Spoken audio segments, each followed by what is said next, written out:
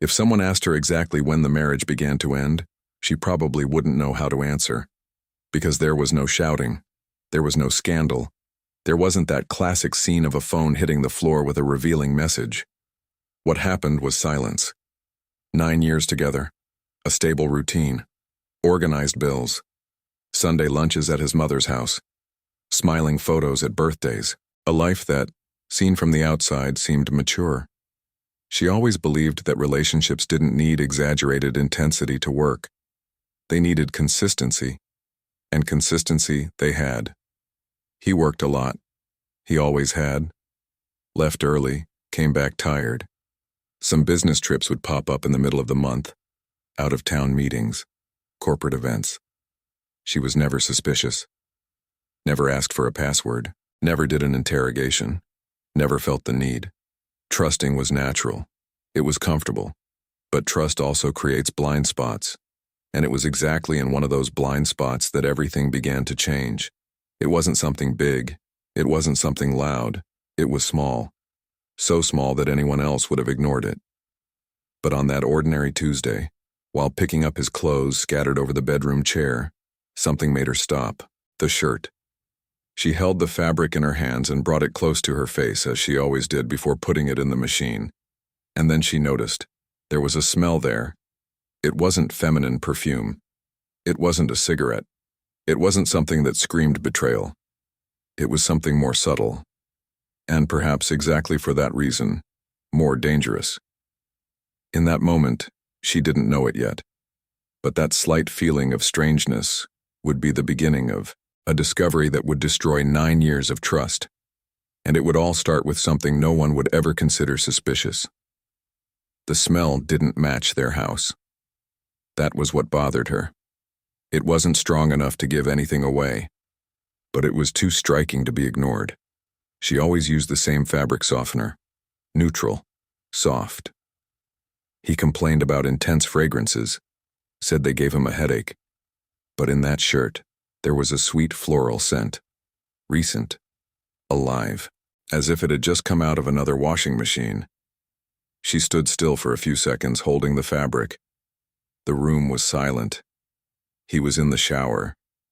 Maybe it was an impression. Maybe someone at work had brushed against him. Maybe he had gone through a hotel laundry on a previous trip. She tried to rationalize.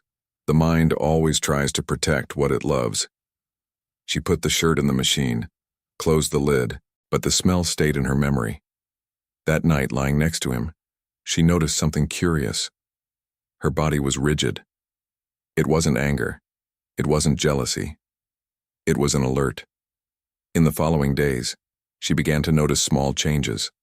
Things so subtle that, if someone asked, she wouldn't know exactly how to explain what was different. He started coming home from work and going straight to the bathroom.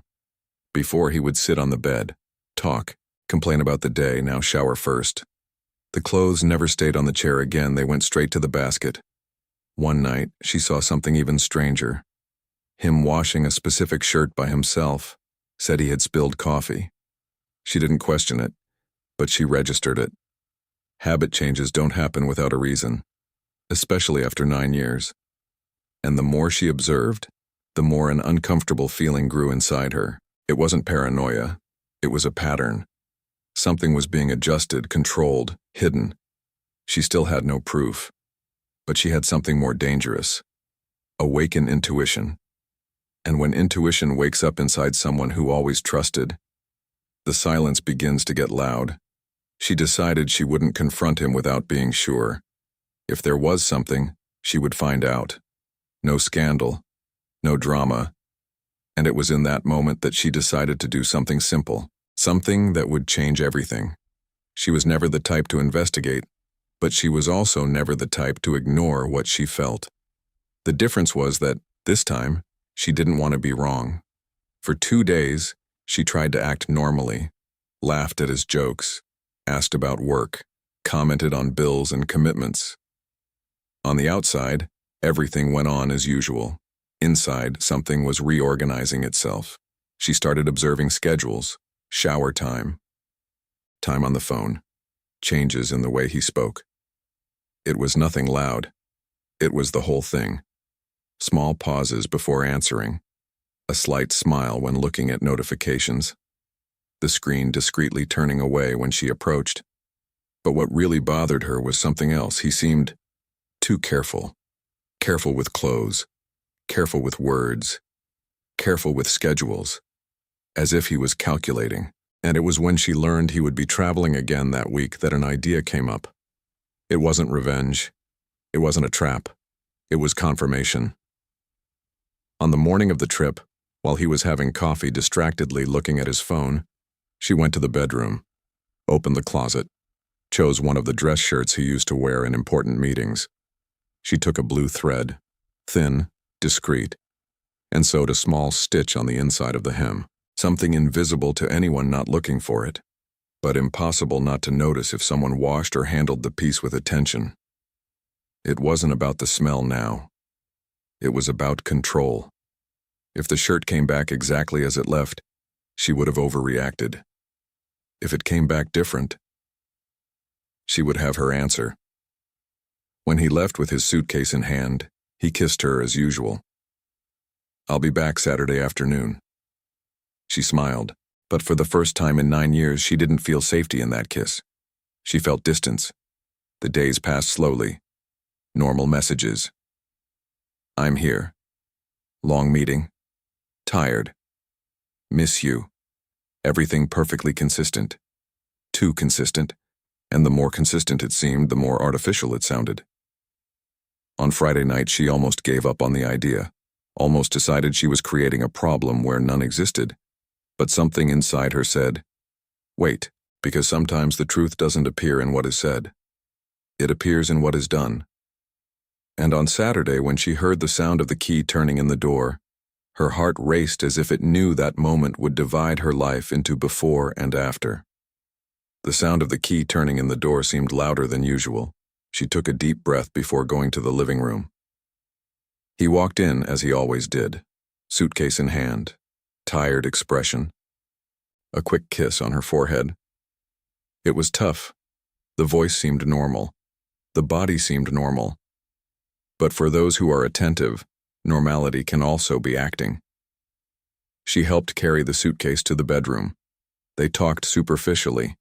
He commented on traffic, the hotel, endless meetings. Everything very consistent, detailed, rehearsed. She didn't know, but she knew she couldn't act on impulse. She waited for him to open the suitcase, waited for him to put some clothes in the basket, waited for him to get in the shower. As soon as she heard the shower turn on, her heart started beating harder. It wasn't just curiosity, it was fear. Fear of confirming, fear of being right, fear of being wrong. She walked to the bedroom. Vapor began to come out from under the bathroom door. She opened the basket slowly. The clothes were there. Picked up the first shirt. Nothing. The second. Nothing. Then she found it. The shirt. The same one she had marked. She held the fabric with slightly trembling hands. First she noticed the smell. The same floral aroma. Sweet. Present. Unmistakable. It wasn't their house's fabric softener. She turned the inside hem of the shirt. Looked for the small blue stitch. Looked again. Ran her fingers along the seam. Nothing. The thread had disappeared, and there was no sign it had been torn out. The hem was intact. Redone with perfection. Someone washed it, someone handled it, someone ironed it. With care, with time. With intention. She stood still for a few seconds, holding the shirt against her chest. In that instant, there was no more doubt. It wasn't imagination. It wasn't coincidence. It wasn't paranoia. It was a pattern. It was repetition. It was someone else. And the most painful thing wasn't the act. It was realizing that other presence was comfortable enough to take care of his clothes. As if they had a place. As if they had space. As if they had a right. The sound of the shower turning off brought her back. She put the shirt back in the basket, closed the lid, sat on the bed, and realized that at that moment something inside her had broken. Not with a noise, but definitively. When he came out of the bathroom, he found everything exactly as he had left it. Her sitting on the bed. Calm posture. Neutral expression. If he expected any sign of suspicion, he didn't find it. And maybe that was what made him even more comfortable. "I'll put the clothes to wash later," he said, grabbing the towel. She just nodded. Didn't comment on the shirt. Didn't comment on the smell. Didn't comment on anything. And this absence of reaction was the first real change in her behavior in 9 years. That night they had dinner normally. Talked about trivial subjects. He spoke about a new colleague at work. Complained about the hotel food. Laughed at a video on his phone. Everything seemed ordinary.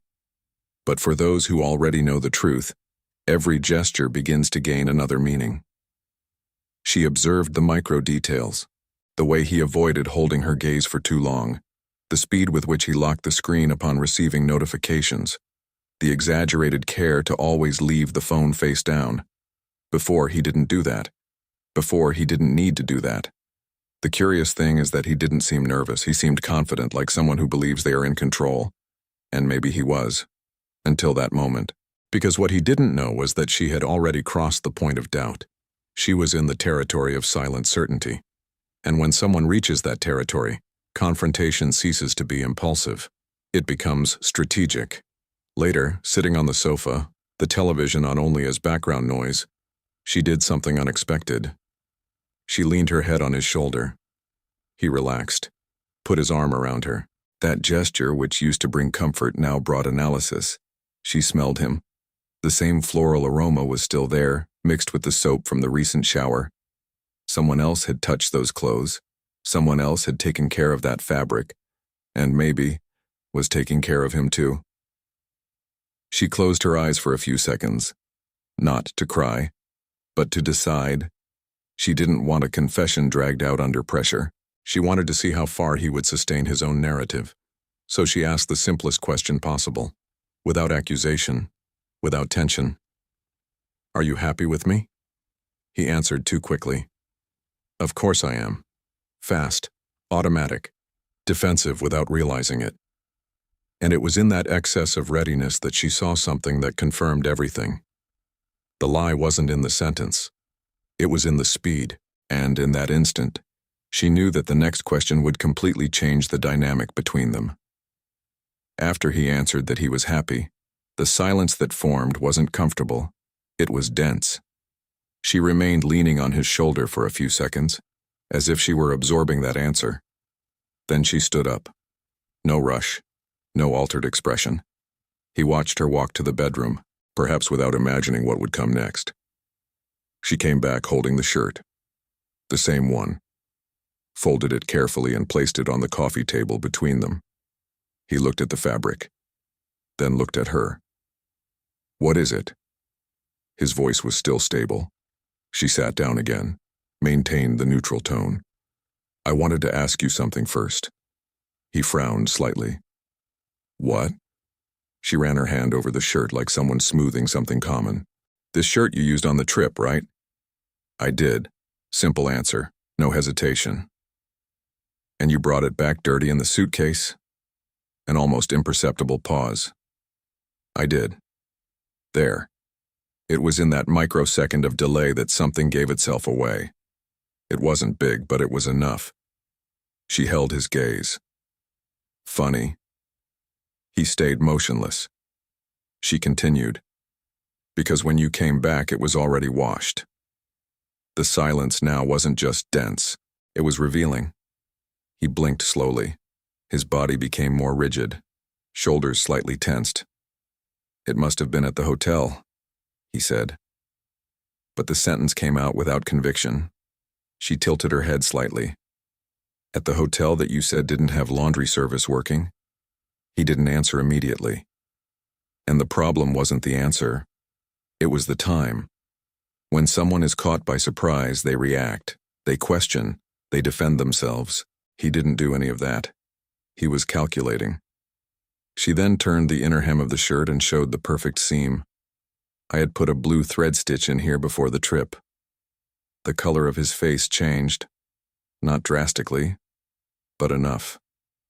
"It's not here anymore." Now the silence was definitive. He opened his mouth to speak. closed it, tried to reorganize thoughts. But it was too late. Because in that instant it wasn't about the smell anymore, nor about the shirt. It was about the certainty that someone else had taken care of that piece. And no one takes care of a committed man's clothes by chance. She wasn't shouting. She wasn't accusing. She was just presenting facts. And facts are much harder to tear down than assumptions. He took a deep breath. And in Gusai, she realized, the story he was about to tell wouldn't be the first version. It would be the best version possible, but it wouldn't be the complete truth. He ran his hand over his face. An automatic gesture. Time. Gaining time. You're overreacting, he began. But the voice had no firmness, it had caution. She didn't interrupt, didn't raise her tone, didn't show anger, just observed. And this absence of emotion was what destabilized him the most. Sometimes the hotel sends it to be washed, he continued. It could have been that. She tilted her head slightly. You said there was no laundry service working. He was silent for 2 seconds. 2 seconds too long for someone who should have a simple answer. I might have gotten confused. There. Small revisions in the story. Small adaptations. Small adjustments. Lies rarely come ready-made. They are assembled while the conversation happens. She rested her hands on her legs. Controlled breathing. So someone at the hotel washed it? Sewed the hem back together? And used a different fabric softener than ours? Now he blinked faster, gaze shifting, jaw tensed. What fabric softener? The question came out defensive. She didn't answer immediately, just brought the shirt closer to her face. This smell is not from here. He didn't look at the shirt, looked at the wall. You're making things up. That phrase. You're making things up. She knew that pattern. Transferring the doubt, minimizing, shifting the focus. But there was a problem. She was no longer in the phase of doubt. She was in the phase of confirmation. I'm not making anything up, she said in a low voice. I'm observing. Silence returned to occupy the space between them. And then came the first real crack. He didn't ask what the accusation was, didn't ask for a detailed explanation, didn't show genuine indignation. He just sighed. A sigh of someone who realizes control has slipped away. And when control slips, the narrative changes. He looked at her for the first time directly. Not with anger, but with something more dangerous. Calculation. And in that moment, she understood one thing. He wasn't trying to prove he was innocent. He was trying to decide how much of the truth he would reveal. He ran his tongue over his lips like someone organizing thoughts before saying something difficult. It's not what you're thinking. This phrase almost always means the opposite. She didn't answer, just kept her eyes fixed on him. Silence is a powerful tool. It forces the other to fill the space. There was a dinner after the meeting. He continued. The office staff was there. Now a new version appeared. She let him speak. A colleague spilled wine on my shirt. I got annoyed. She insisted on sending it to be washed. That was all. That was all. 3 words that tried to diminish something larger. She leaned her body slightly forward. And she also sewed the hem of the shirt? He froze. Because that part he hadn't foreseen. Whatum. She turned the fabric again, showing the perfect seam. I had put a stitch here before you traveled. Now there was no more improvisation possible. His face lost color. His eyes moved quickly, looking for an invisible exit. Did you do this to test me? He reacted, shifting the focus. There was the inversion. When there is no solid defense, you attack the intention of the one who found out. But she didn't let herself be diverted. I did it because something was wrong. Her voice didn't tremble, and that bothered him. He got up from the sofa, started walking around the room, typical movement of someone trying to reorganize the scene. You're distrusting me because of a smell and a thread? She answered calmly. No, I'm distrusting you because you changed. He stopped. And for the first time, the mask fell for a second. There was no immediate denial, no indignation, no offense. There was exhaustion, an exhaustion that doesn't come from someone who is unjustly accused. It comes from someone who knows they went too far. He ran his hand through his hair, took a deep breath, and said something that confirmed everything, even without using the word betrayal. It wasn't meant for you to find out like this. It wasn't meant for you to find out. It wasn't a lie. It wasn't imagination. It wasn't an overreaction. It was real. And in that instant, what hurt wasn't the confirmation. It was realizing that, for him, the mistake hadn't been betraying. It had been being caught. The sentence hung in the air. It wasn't meant for you to find out like this. She didn't cry, and that disconcerted him more than any scream would have, because crying allows for an apology, allows for a hug, allows for a promise. Silence doesn't. "How long?" she asked, voice low, controlled, almost clinical. He took a long time to answer, too long for someone who should say never. "It wasn't," he began, stopped, started again. "It didn't start like you're thinking." She closed her eyes for a second, always this attempt to soften, to redraw the outlines. "How long?" she repeated. He swallowed hard.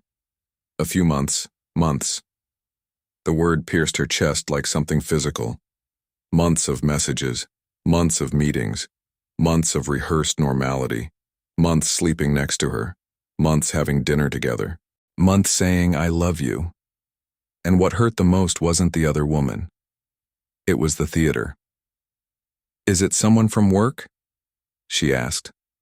He nodded. There were no more justifications, no more narrative construction.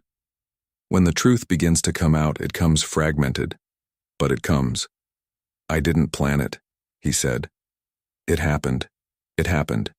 As if betrayal were an accident, as if involvement were a slip-up. She looked at the shirt still on the table. The piece seemed common, harmless, but it was the symbol of everything. Someone else had washed it. Someone else had ironed it. Someone else had touched it with enough intimacy to care. It wasn't impulse. It was continuity. And the worst part? He seemed more worried about the fact that he was caught than about the fact that he had hurt her. She stood up.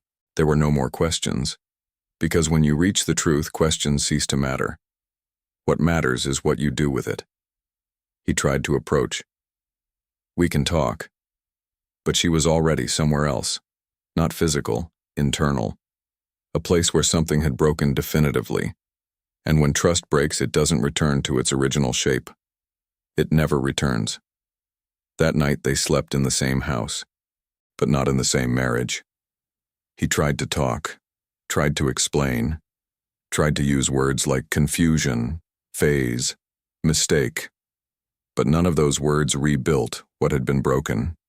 She heard it all, without shouting, without interrupting, without asking additional questions, because the truth was already complete. It wasn't about the colleague from work anymore. It wasn't about hidden meetings anymore. It wasn't about months of lies anymore. It was about choice. Betrayal doesn't start with a touch. It starts with a decision. He decided to hide, decided to lie, decided to maintain two versions of his own life. And the cruelest part of all? He succeeded. For months, if it wasn't for a different smell, if it wasn't for a small change in habit, if it wasn't for a blue thread sewed in silence, she might never have found out. And that's what's most frightening. Sometimes big lies aren't revealed by big mistakes. They are revealed by details, small slips of control, small flaws in the routine, small distractions. The next morning she woke up before him, looked at the man she shared 9 years of life with, and felt something she had never felt before. Absence. He was still there, but the bond wasn't. Trust, when it dies, makes no noise. It simply ceases to exist. Days later, she packed a suitcase. Without scandal, without an announcement on social media, without exposure. She just left. Because sometimes the end doesn't come with an explosion. It comes with clarity, and it all started with something no one would notice. A floral smell, a shirt washed with too much care, a blue thread stitch that disappeared. Details that seem insignificant to the world, but that, for those living the story, are silent proof that someone entered where they shouldn't have. And when the truth enters, even if whispering, it never leaves. Sometimes, it's not the betrayal that destroys first. It's the detail, the small, ignored sign, the almost invisible change, the smell that doesn't belong to that house, the habit that arises out of nowhere. Big lies almost never fall because of big mistakes.